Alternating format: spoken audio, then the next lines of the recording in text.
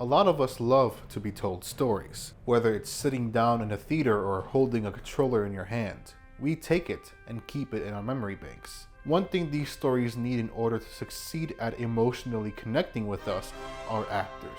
Yes, the people behind the scenes are important and do a lot to bring these stories to life, but without actors, there is no story to tell. But acting isn't an exclusive job to human beings. In fact, some of the best acting comes from those who aren't people, and they just so happen to be our best friends. So, let's talk about it.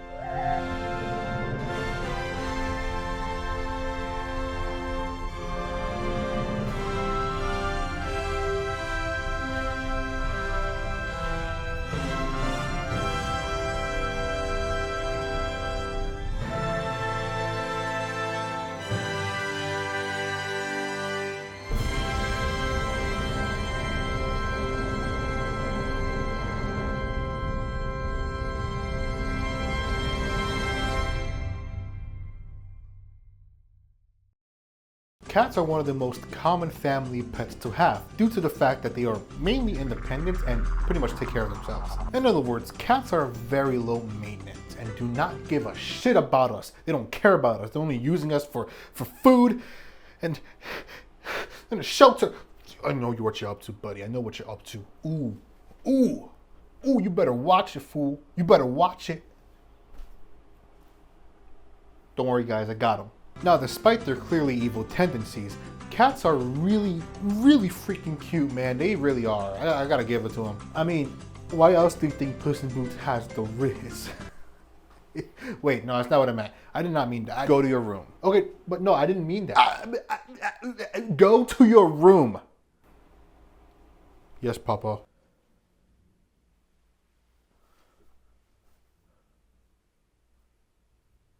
Sorry about him. He's an idiot! Jokes aside, they really are cute. I mean, look at that. Oh my God, look at that, man. Oh my, it's so freaking cute, man. Look at that face. Look at that face. Fun fact, I'm allergic to cats. Cats go on so many adventures and always come back unscathed, like these videos here showcase. And because of that, these monsters are hiding so many secrets from us, and because of that, they are becoming a little sus, you know, a little sus, a little suspicious. So how does any of this relate to their roles in these stories? Well, the things that we have been talking about up until this point are pretty much what they symbolize in these stories. Think about it. What is the one animal that is associated with bad luck, a place of evil, or when someone is hiding something sinister? A cat! If you don't know what I'm talking about, don't worry, I got you, okay? I shot a scene specifically for you to show you what I'm talking about.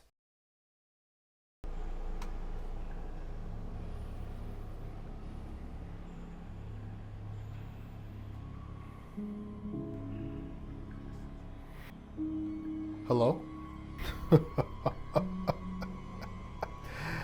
I've been expecting you, Butthead McGee. Hamilton? Yes, it is I, B. Alexander Hamilton, Secretary of Treasury. More like Secretary of Cringe. Where's my mother that you kidnapped? Well, sit down, for this news might make you frown.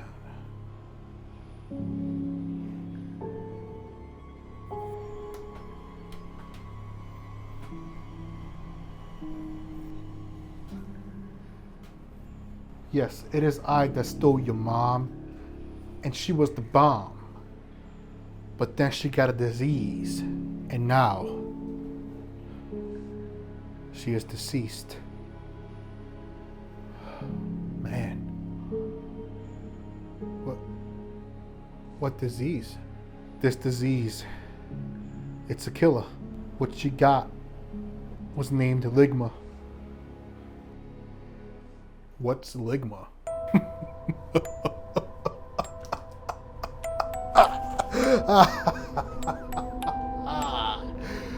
You know what they say, the bigger they are, the harder they fall. For you, sir, You're gonna leg my ball! You see, cats show the audience that a character is hiding a secret. In this case, the secret was the stupid-ass ligma joke. Another example is the Cheshire Cat, I think I said that right, from Alice in Wonderland. Sometimes he'll provide Alice with very useful information, and other times he'll just completely mess with her, making it so that we question the times where he is providing useful information. He sucks booty cheeks. Yeah, he's the worst. He's the worst. Oh, God. Despite making a character seem spooky or mysterious, cats can also represent a character's freedom and independence. A great example of this is the main cat himself, Puss in Boots. Not only is he mysterious in Shrek 2 when we first meet him, but in his own movies, he takes life by the goddamn balls. He is out and about doing his thing, helping people, looking for golden eggs, fighting death itself. So what is the point of bringing up Puss in Boots? While he is living his own life the way that he wants to with no rules whatsoever. Honestly, pretty cool cat. Now that becomes his downfall in the second film, but funnily enough, the moment that he stops living his life the way that he wants to is the moment that he becomes depressed. I guess being independent and free is just injected into the veins of cats. And people, I guess. Anyway, let's move on to the next animal.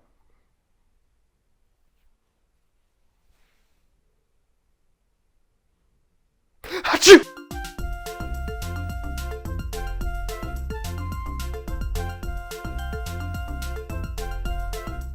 Now these animals are absolutely terrifying. Have you seen them up close? These dudes are freaking huge, man. It's crazy. There is nothing stopping them from absolutely crushing you or kicking the living hell out of you. And it could be at any moment. And I mean any moment. Watch your backs, guys. All right, there's too many horses out there, dude. Okay, I'm exaggerating it a lot, all right? Don't get me wrong, they are huge, but these animals are also graceful and beautiful. And they make anyone riding them look cool as shit. They're also very useful to get from point A to point B. They're the original cars. Except they're not cars. Because they're horses. Due to this fact, if a story takes place during an apocalypse, you're more than likely gonna see a horse. Because cars won't exist in an apocalypse. Horse, horse, horse. And when it comes to stories that are time period pieces, at least that's what I think it's called, horses are the main form of transportation. Not only that, but horses are also used to convey status or power. I mean, and let's be real here, you may not be intimidated by me now, but if I was on a horse, oh, it'd be a wrap for you guys. It'd be a wrap. See? I told you.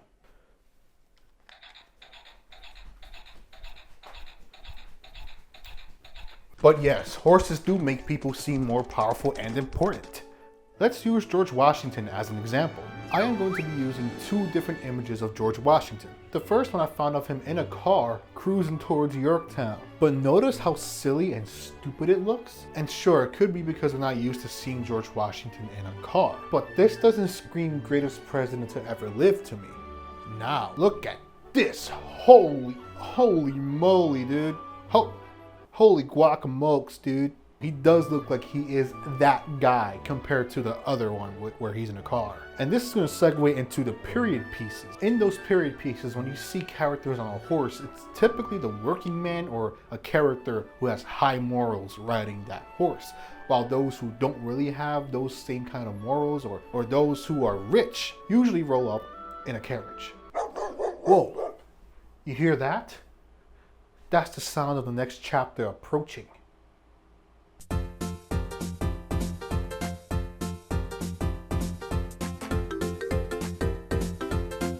This is it. The moment you've been waiting for. Mother freaking dogs, dude. Let's freaking go, man. Let's go. I love dogs, dude. I actually freaking love dogs, man. They're just so good, and I don't have anything bad to say about them. Now that I'm done lying, let's talk about the bad about dogs. While every other pet kind of vibes and does their own thing, this animal, they eat their own poop, bro. Like, what? What? Huh? What? That's disgusting, bro. Why would you do that? That's gross. What?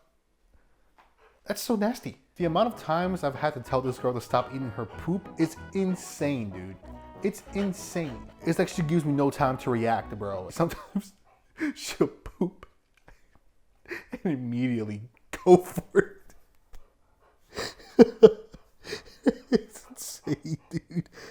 You're crazy. Hey, you're crazy. Anyway, dogs are the most used animals in movies and TV because they're the most easy to train. Not only that, but the more important reason is that we as humans, for some reason, get so easily attached to dogs within a matter of seconds. You probably saw Cinnamon and you were like, all right, I'm in, bro. I'm in. What's up? The loyalty and love dogs express is unlike any other. And that's because they just want to be loved and part of a family. Much like how Will Smith's character does in the movie I Am Legend. Hey, real quick before we continue the video. This part might be upsetting to some of you. So here's a timestamp to skip this part, or look in the description below and there'll be a timestamp titled skip. But before you do, please consider watching this, as I feel like you would appreciate the video more if you do. But I promise you don't have to watch it to understand the rest of the video. I promise you. Okay, on with the video. That's enough of me. Robert is a survivor of a zombie/vampire apocalypse. Throughout the movie, we see the routine that Robert has made for himself to keep himself sane, while also trying to develop a cure for this outbreak. Alongside him, though, is this cute dog named Sam. You see, Sam is his only form of companionship throughout most of the movie. He pretty much treats her like she's his child. But if you've seen the movie, then you know that things don't really end well for Sam. She gets bitten while trying to protect Robert, and as she turns, Robert holds Sam in his arms and sings to her, while this dog, his only source of companionship, the only thing allowing him to experience any sort of love, his only family, his baby, is slowly fading away. And the only thing left in the world that loves him is no longer there and is trying to kill him. And the only thing Robert can do is look away and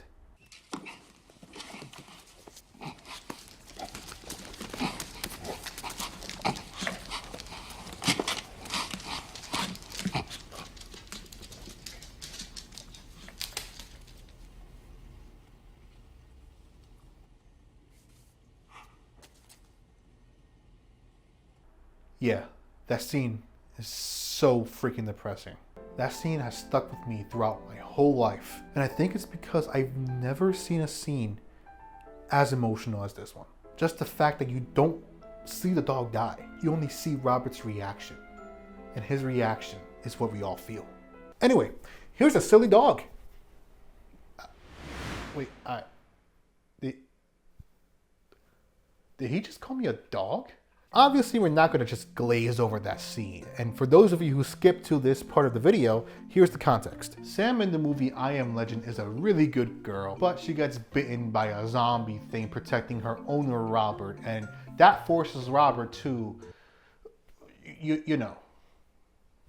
Now, I wouldn't just bring up one of the saddest scenes of all time and not talk about it. It was to prove a point. If you haven't watched the movie and you still felt emotional throughout that whole segment of the video, or even just the one sentence summary I gave, that just shows how powerful a dog can be in a story. Because, and let's be real here, if Sam was replaced by a child, sure, the scene will still be sad, it just wouldn't be as sad as it is now. Because a child might be able to understand what's happening to them in that moment. It's the lack of understanding in dogs that makes it so emotional. Also, as I said earlier, for some reason we are so attached to dogs so easily. Have you ever noticed that horror movies will include a dog in the main family? That's because just including the dog raises the stakes so freaking high for so many people.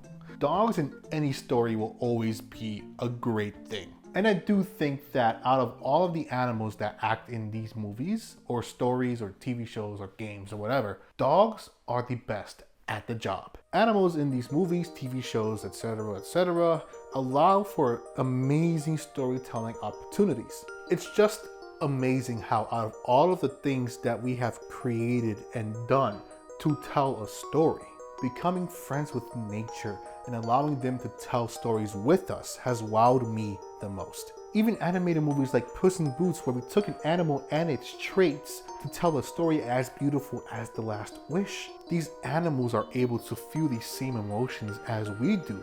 They just cannot communicate it in the same way that we can. Animals also have their own histories, their own relationships, their own stories. Just like Cinnamon. She was in a pound when we got her, and we know nothing about her before that. It makes me wonder, if animals could communicate to us, what kind of stories would they tell?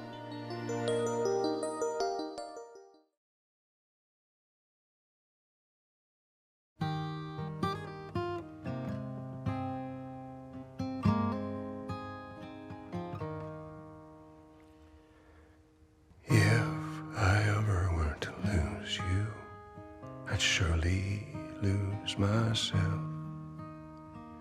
Everything I found, dear, I've not found by myself. Try and sometimes you'll succeed to make this man of me. All my stolen, missing parts I've no need for anymore. And I believe, Hello. and I believe, 'cause I can see I love you so much. our future days, days of you and me.